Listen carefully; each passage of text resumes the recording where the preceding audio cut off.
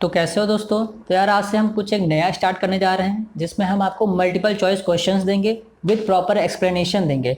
और अगर आप इन्हीं क्वेश्चंस को प्रैक्टिस टेस्ट के रूप में देना चाहते हैं तो डिस्क्रिप्शन बॉक्स में लिंक दी गई हुई है, आप वहां से सीधा इसको प्रैक्टिस टेस्ट के रूप में दे पाएंगे। और अगर आपको क्वेश्चंस में कोई भी डाउट आता है तो सारी एक्सप्लेनेशन इस वीडियो के अंदर है, तो आपके सारे डाउट्स वहां से क्लियर हो जाएंगे। तो यार शुरू करते हैं। तो यार पहला क्वेश्चन हमारा है कि most of the cultivated rice variety belong to which crop, मतलब निम्नलिखित में से धान की कौन सी प्रजाति सबसे ज़्यादा उगाई जाती है। तो इसमें हमारा जो है बी वाला ऑप्शन सही हो जाएगा कि बी वाला ऑप्शन। लेकिन हम ये जानेंगे कि ये है क्या, जैपोनिका, इंडिका, जावानिका, इनका मतलब क्या है। तो आप जानते हैं जैसा कि राइस का हमारा बोटेनिकल नेम क्या होता है, ओराइजा सटाइवा है। आपको एक बात और पता होनी चाहिए कि किसी भी बोटेनिकल नेम में जो पहला नेम होता है, जैसे यहाँ पे ओराइजा पहला नेम है, तो वो कहलाता है जीनस, मतलब हिंदी में उसको वंश कहते हैं। और जो दूसरा नाम होता है उसको कहते हैं स्पेसीज, मतलब आपका प्रजाति। तो यहाँ पे ओराइजा जीनस की जो है वो 24 प्रजातियाँ होती हैं, जिनमें से 22 जो होती हैं जंगली होती हैं, मतलब जिनकी हम खेती नहीं करते हैं। और जो 2 होती हैं वो आपकी होती हैं कल्टीवेटेड, जिनकी हम खेती करते हैं। तो वो 2 कौन कौन सी हैं, वो है, एक है हमारी सटाइवा और दूसरी है हमारी ग्लैबरिमा। अब सटाइवा के अंदर 3 और आती हैं, जो है एक हमारी इंडिका। अब इंडिका आपको नाम से ही पता चल रहा होगा तो ये कहाँ उगाई जाती है, तो ये ज़्यादातर इंडिया में हमारे उगाई जाती है। और जो हम दूसरी बात करें जैपोनिका, तो इसमें भी जापान का नाम आ रहा है, आप देखिए नाम से ही आपको पता चल रहा है, तो ये आपकी जापान में उगाई जाती है। और जो बची हुई हमारी तीसरी जावानिका, इसे हम उगाते हैं इंडोनेशिया में। और फिर जो हमारी ग्लैबरिमा थी, ये इसकी कम खेती होती है और ज़्यादातर अफ्रीका में होती है इसकी खेती।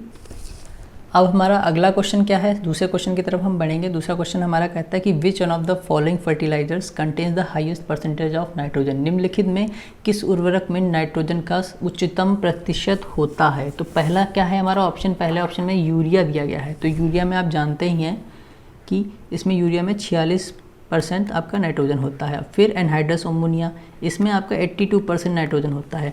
और अगर हम बात करें अमोनियम सल्फेट की, तो इसमें 21% नाइट्रोजन होता है। कहीं कहीं बुक्स में आपको 20.5 भी लिखा मिल जाएगा, लेकिन हम 21 ही उसको कंसीडर करेंगे। और चौथा जो ऑप्शन है आपका कैल्शियम नाइट्रेट, इसमें आपका ये 16% होता है, लेकिन कहीं कहीं इसमें भी आपको 15.5 लिखा मिल जाएगा। तो इसमें आपका दूसरा वाला ऑप्शन, बी वाला ऑप्शन सही होगा। अगले क्वेश्चन की तरफ बढ़ते हैं।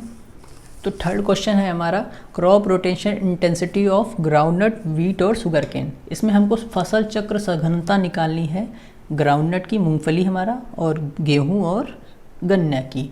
तो इसको निकालने के लिए सबसे पहले आपको इसका फॉर्मूला पता होना चाहिए। तो इसका फॉर्मूला क्या कहता है कि क्रॉप रोटेशन इंटेंसिटी बराबर number of crops in crop rotation divided by number of years in crop rotation into 100, मतलब आपके फसल चक्र में कितनी फसलें हैं और उन फसलों की अवधि कितनी है, उसको हम 100 से गुणा कर देते हैं।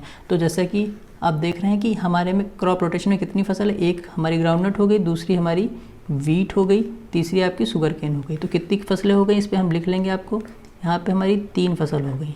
अब इनकी अवधि क्या है, अब जो शुगर केन है हमारी वो 1 साल की हो गई, और बच्ची जो ग्राउंडनट है ये दोनों मिला के 1 साल हो गए। तो कितनी हो गई, 2 साल हो गए यहाँ पे, इसकी अवधि हमारी 2 साल हो गई। अब इसको हम कर देंगे इससे 100 से गुणा कर देंगे, तो ये आ जाएगा हमारा 300/2। तो हमारा उत्तर आ जाएगा 150%। अब वापस अपने क्वेश्चन की तरफ चलेंगे, तो इसमें 150 प्लस सी वाला ऑप्शन है, तो यहाँ पे सी वाला ऑप्शन आपका सही हो जाएगा। अब अगले क्वेश्चन की तरफ बढ़ते हैं। फोर्थ क्वेश्चन हमारा बिल्कुल सिमिलर है हमारे लास्ट क्वेश्चन से। उसमें क्या दिया था, उसमें हमको फसल चक्र सघनता निकालनी थी, लेकिन इसमें फसल चक्र सघनता है वो ऑलरेडी आपकी दी गई हुई है 133%। इसमें हमको निकालना क्या है, इसमें हमको ये निकालना है कि हमारे फसल चक्र की अवधि कितनी है, कितने साल का हमारा क्रॉप रोटेशन है। क्रॉप्स भी दी गई हैं कि नंबर ऑफ क्रॉप्स कितनी है। तो चलते हैं वापस अपने फॉर्मूले की तरफ। तो जैसा कि हमको यहाँ पे क्रॉप रोटेशन इंटेंसिटी या फिर फसल चक्र सघनता जिसको हम कहते हैं वो दी गई है, 133% दी गई है। अब फसलें कितनी है ये भी हमारी दी गई है, यहाँ पे जैसे 4 लिखा है तो 4 हमारी फसलें दी गई हैं। और हम मान लेते हैं कि हमारे फसल चक्र की अवधि x है, जैसे हमने मान लिया। अब गुणे 100 कर लेते हैं। अब यहाँ पे इसकी क्रॉस मल्टीप्लाई करेंगे तो क्या आ जाएगा, 133 बराबर 400/x। अब यहाँ पे हम फिर से इसकी क्रॉस गुणा करेंगे तो ये आ जाएगा हमारा 400 बराबर 133x। तो ये लमसम आ जाएगा आपका 3.007। तो जो कि आपका बराबर हुआ आपके 3 ईयर्स के बराबर हुआ जाके। वापस अपने क्वेश्चन की तरफ चलेंगे तो इसमें हमारा सी वाला ऑप्शन में 3 आंसर दिया गया है, तो आपका सी वाला ऑप्शन सही हो जाएगा। अगला क्वेश्चन है हमारा 5th question, phosphorus content in SSP, मतलब सिंगल सुपर फॉस्फेट में फॉस्फोरस की कितनी मात्रा होती है। तो यहाँ पे हमारा बी वाला ऑप्शन इसमें सही हो जाएगा, 16% होती है हमारी सिंगल सुपर फॉस्फेट में। अगर यहाँ पे कोई पूछ दे डीएसपी का मतलब, जैसे यहाँ पे एस का मतलब सिंगल था, वैसे यहाँ पे डीएसपी का मतलब हो गया डबल सुपर फॉस्फेट। तो डबल सुपर फॉस्फेट में कितनी मात्रा हो जाएगी, 16 की हम 2 से गुणा कर देंगे तो 32% हमारी आ जाएगी डीएसपी में।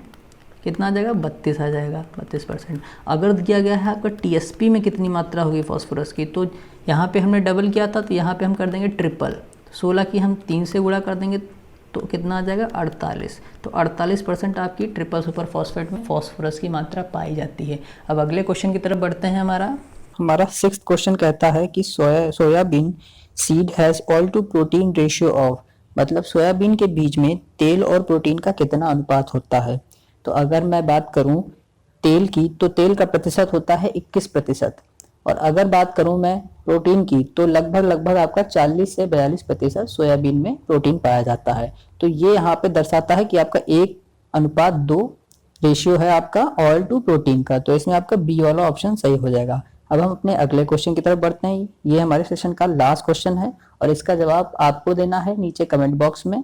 तो क्वेश्चन क्या कहता है कि father of irrigation in India, मतलब भारत में सिंचाई का पिता किसे कहा जाता है। ऑप्शंस आपके दिए गए हैं, जथ्रो टुल, पीटर डिक्सन जी, केएल राव या फिर निर्मल कुमार। आपको इसका आंसर नीचे कमेंट में बताना है।